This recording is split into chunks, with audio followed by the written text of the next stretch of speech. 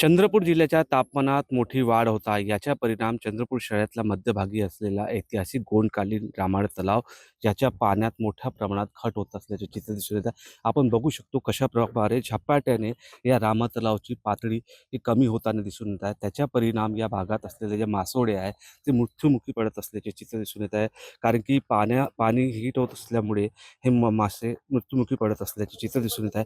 त्याचा परिणाम या भागातल्या रहिवासीवर तर जास्त दिसून येत आहे.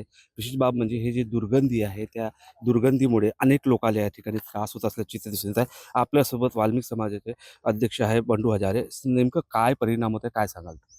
ॲक्च्युली मागच्या वेळेस ते वॉल कंपाऊंड बांधण्यासाठी पाणी सोडण्यात आलं, ते आम्हाला न विचारता सोडलं.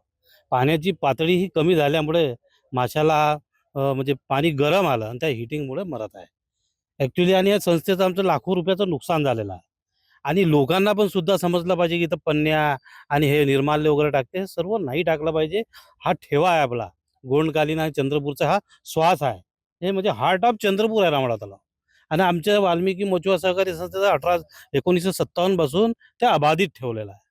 म्हणून वाल्मिकी मचुआ सहकारी संस्थेला शासनानं लोकांनी मदत करावी आणि हा तलाव वाचवण्यासाठी सर्व मिळून मदत करावी, हे माझं म्हणणं आहे. आपण बघितलं तर हा चंद्रपुरातला ऐतिहासिक रामाळ तलाव आहे आणि या रामाळ तलावासाठी बचावासाठी अनेक आराखडे तयार करण्यात आले. अनेक वर्षापासून उपाययोजना करण्यात आली. परंतु कुठेतरी या रामाळ तलावाची जे हा हा खस्ता हालत आहे तो कुठे सुधरत नसल्याचे चित्र दिसून येत आहे.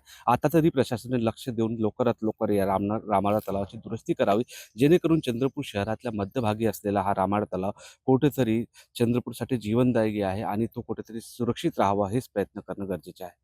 निलेश डहाट, TV9 मराठी, चंद्रपूर.